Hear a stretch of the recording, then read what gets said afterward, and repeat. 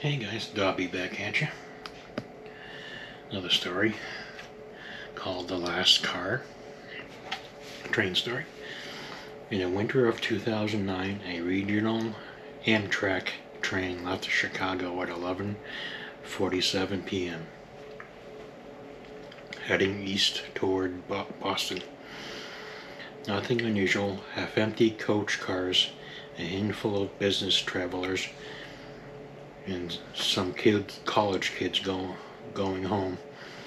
One very quiet sleeping car attendant named Marcus, who'd worked the line for 14 years.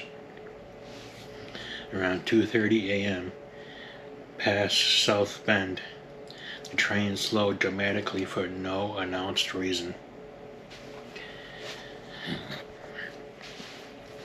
The PA crackled once, garbled static, then nothing. The passengers in the glass coach car number 7, noticed the lights dimmed to emergency red and stayed that way. A woman in seat 14C got up to use the restroom at the very back. She opened the door to the vestibule, and there was no next car. Just a black drop-off, no tracks rushing underneath, not even a coupling. Just open night air and the faint metallic smell of ozone. The train was still moving, but car number 7 was now the final car. She screamed. People rushed back, phones lit up the darkness. Everyone saw the same thing. Nothing behind them, the door to nowhere. Marcus, the sleeping car attendant, pushed through the crowd, looking strangely calm. He didn't speak at first.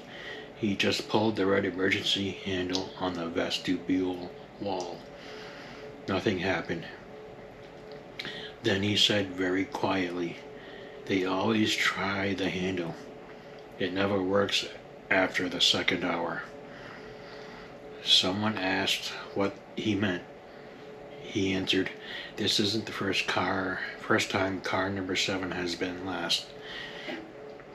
He told them, while the train kept rolling at maybe 15 miles per hour through frozen Indiana farmland, that every few years the consist changes. One night, the rear car simply stops being attached to anything that exists on official track charts. The rest of the train keeps going. Car number 7 does not. It rides on rails that aren't there anymore, following a route timetable abandoned in 1974. The people inside don't die right away. They just keep riding. The lights stay red. The heat slowly fails. Cell signal disappears around the Ohio line. Food service stops answering. The windows frost over from the inside, even though it's only November.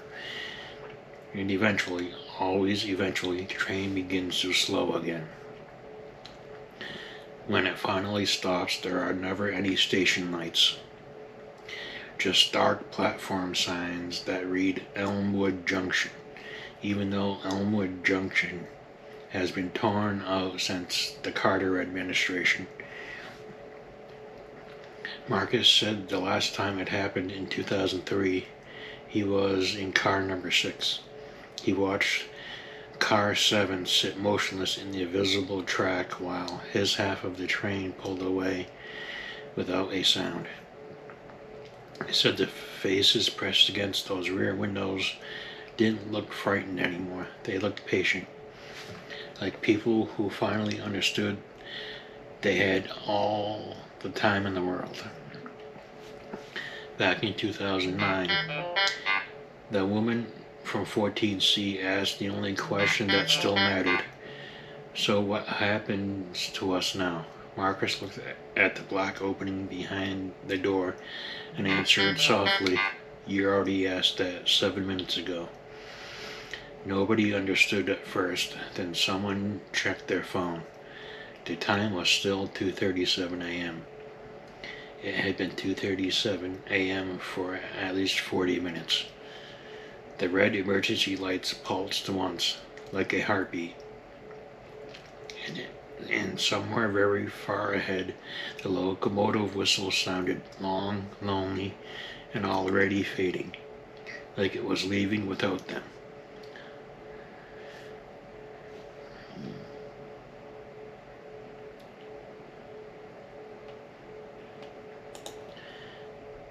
Thanks, guys, for listening.